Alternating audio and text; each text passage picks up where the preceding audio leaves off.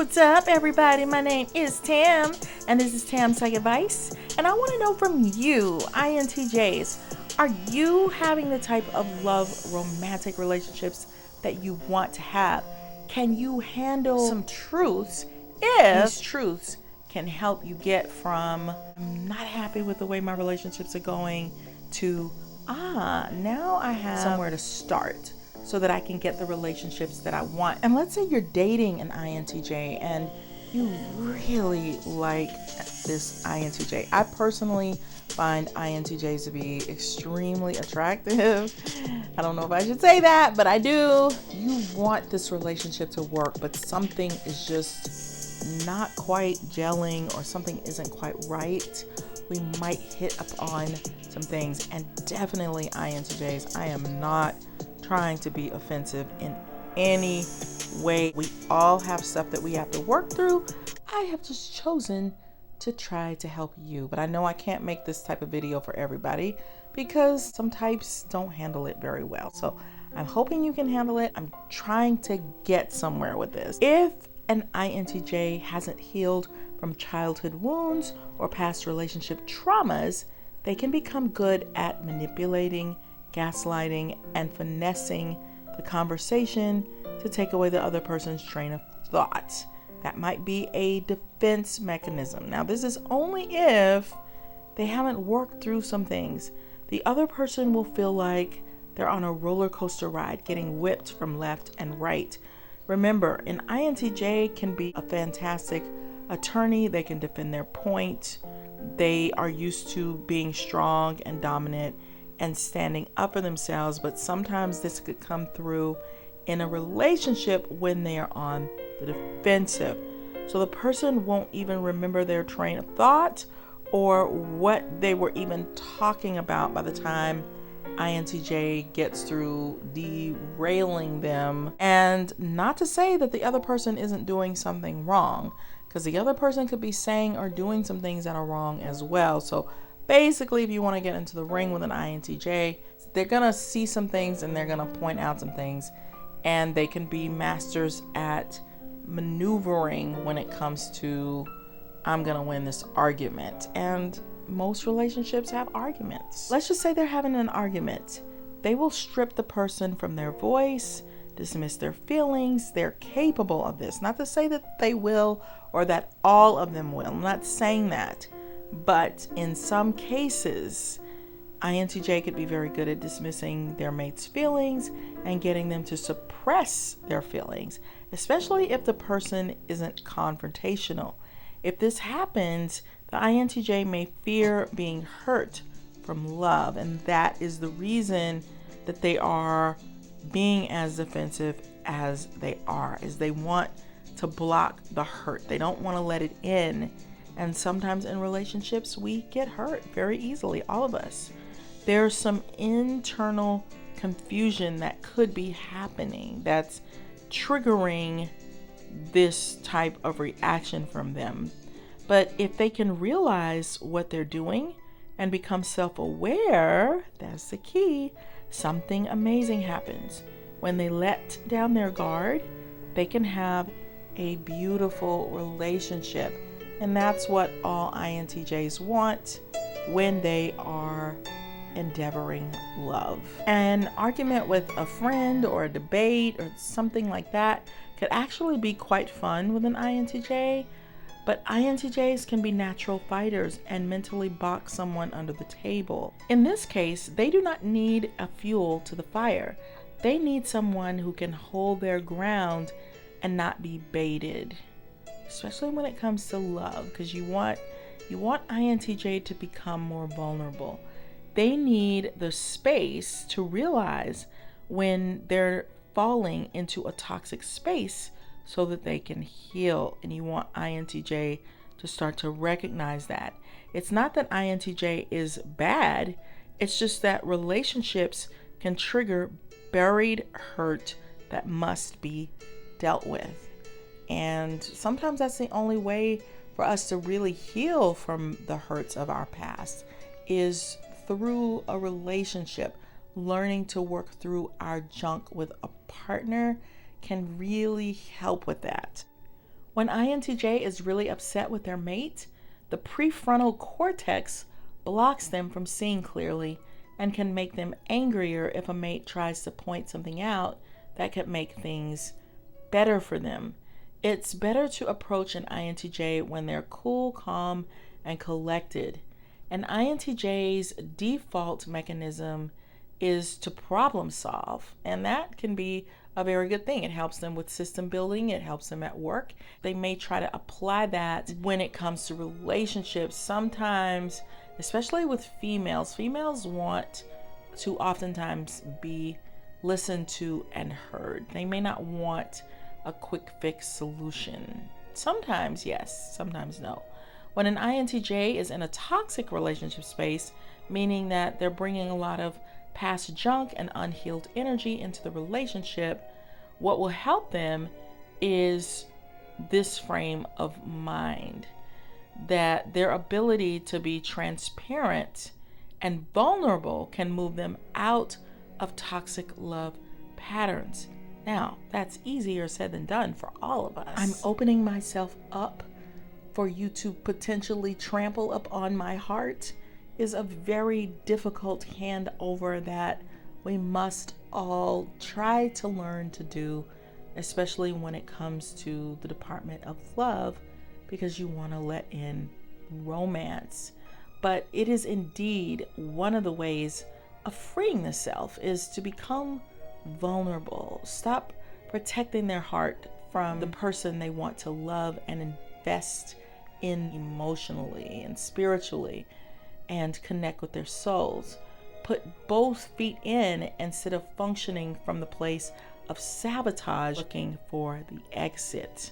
Because when they're in that headspace, that's what they're going to start doing. They may start taking punches or saying mean things or trying to get the other person to leave them. There could be some light abandonment fears going on if you see an INTJ really acting out in a relationship. INTJs put their guard up in times of conflict and try to close down if they can. They would rather risk losing the love of their life than to get hurt, especially when they're feeling really strong feelings for the person. So they may do things to sabotage the relationship, like start an argument or not speak to the person for days, so that they are avoiding getting hurt because they don't trust themselves to handle the pain. It feels very lacking in control. INTJs are used to driving and navigating and being in charge and out front. So they may block the person or want to run away from the problems. They're not feelers. So that's where the hard part comes in. They aren't feelers. They're not made like feelers. So it could be a bit more challenging for them to tap into their emotional center. And that is so understood. Much of what we appreciate about an INTJ is their ability to use their thinking, analytical, and logical skills. So we praise that. And even in a relationship, it is very needed at times. So sometimes we think we have to shut that completely off. You still get to be who you are. It's just when you are in a relationship with someone, now you've kind of got to figure out what is our common language going to be so that we can get through life as happily as we can and really enjoy and love our relationship. It's just one lane, not three, but one brand new lane where you're learning how to navigate a little bit differently. And that means exercising your feeling side. INTJ's third function, their tertiary, is introverted feeling, which is a judging function. It involves a deep awareness of one's own values, morals, ethics, and emotions. And they will seek internal harmony and strive to live in accordance with a very personal set of values that are usually very private. It's introverted, so it's going to be hidden. They're going to need to feel really comfortable with you for that FI to come out. But here's a good part. When that FI does come exploding out, it feels so amazing and good to an INTJ. It loosens them up. It's where they flow. So you are going to see peaks of that. It's lovely for you and it's lovely for them. It's very freeing. Now, they may keep that in check. Like sometimes when there's a part of you that you're not totally comfortable with, it's not going to be on display all the time because it's going to make you feel a little uneasy. But when they are in the correct frame of mind and it comes flowing out, which a romantic relationship is the best place for that. Hopefully your love partner can handle your place of vulnerability and you can begin to exercise that hidden part of yourself more and more. INTJs can even cry when they hit that spot. Tears can definitely flow. So you want to be with somebody for sure that you feel safe enough to do that with, and that you learn that it's okay. That person is loving you and they want you to be all of who you are with them so that you can heal and really enjoy the totality of who you are. And when you tap into that side, that really helps your mate to also feel safe enough to bring out hidden parts of themselves as well. So it's really a beautiful thing. But at the core of why they keep a straitjacket on that FI is because INTJs fear getting hurt. Instead, they should run towards the problem with their mate and solve the issue as a collective loving unit. An INTJ behaving badly in a relationship could be also due to internal confusion. INTJs strive for clarity and thrive on having a solution to an issue, and it can be very difficult for INTJs to trust and let someone else in. They may struggle with putting themselves in someone else's shoes, which could be the answer or the key to finding a solution to a relationship problem.